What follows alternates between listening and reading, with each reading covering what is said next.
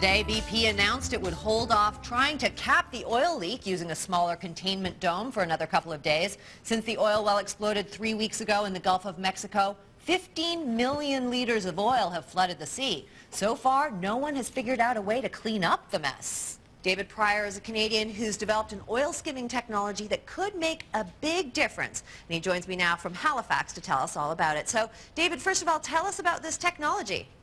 Okay, this is an advanced form of an established technology that's actually been around for 40 years. It's probably the best mechanical skimming system, but it was unable to operate in high waves or ice, such as in the Arctic. Our breakthrough has been to make improvements to it that allow it to work in very rough water, much rougher than what has stopped the cleanup operations in the Gulf of Mexico. In December in China, we tested in our test tank with a fairly large model and real oil, heavy oil. The test went exceedingly well. Okay, and how does it work exactly? You mentioned it's a mechanical skimmer. Yes, it's basically a flat-bottomed barge or boat with a hole in the bottom underneath the water. And the oil goes under the boat just runs through the oil slick, the oil goes under. It's always trying to get back to the surface because oil floats. And when it comes to the hole, it floats up inside the hole, which leads it to the inside of the boat where the pumps can transfer it to storage. Interesting. So does it work on the same sort of principle as like a gravy fat skimmer? No, that's the opposite. That's a what they call a weir skimmer, and the problem with them is that they can only work in calm water. When the waves are there, they end up getting swamped with water instead of oil. So how does it suck up the oil? You mentioned some vacuums as well. Well, our system's a little bit different in that we use a vacuum pump to create a column of water that's above the ocean, much the same way that a straw works. When you put the straw in the Coke and then you suck on the straw, the Coke goes up the straw. And that's what we do. And then when the oil comes to the opening to the straw, it floats up inside the straw. Gotcha. So it's pretty incredible that you mentioned that it works during rough seas and waves, which is some of the problems that they're having over there in the Gulf of Mexico. So what kind of changes did you make? How did you adapt the technology to make that work? Well, the original idea had the opening in the hole in the bottom of the boat maybe a meter below the surface. To get the oil to go down that deep, they had to use a conveyor belt and pull the oil down and then scrape it off at the opening to the hole. That conveyor belt is wrecked by the waves. The waves prevent it from working properly. Because we've placed our water column above the surface of the ocean, we don't need a conveyor belt. The water only has to go under a little bit, and it doesn't need the conveyor belt. So that means we can work in very rough water and at much, much higher speeds.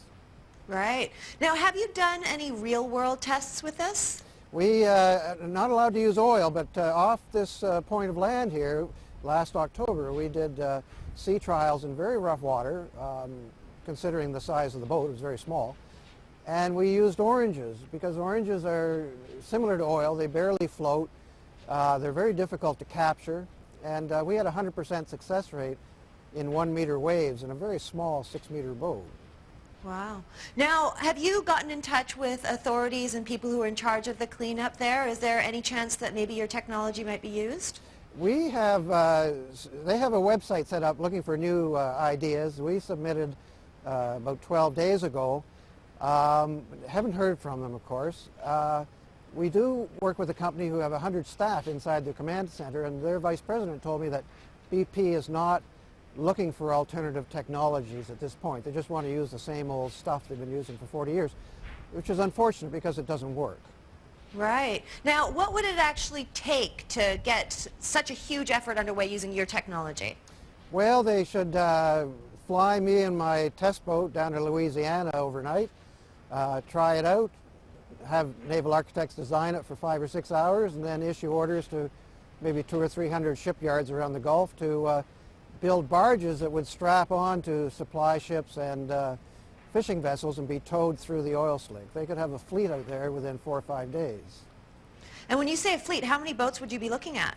I would recommend they have 250 ships, 500 barges. Each ship with our system can clean up 4 square miles per day. So you could be cleaning up, 1,000 square miles per day.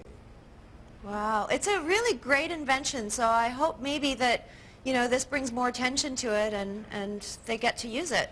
Well, we're getting a lot of attention, but unfortunately BP calls the shots, and BP is not interested in new ideas.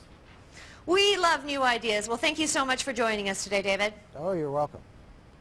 David Pryor is the inventor of the extreme spill technology. He joined me today from Halifax.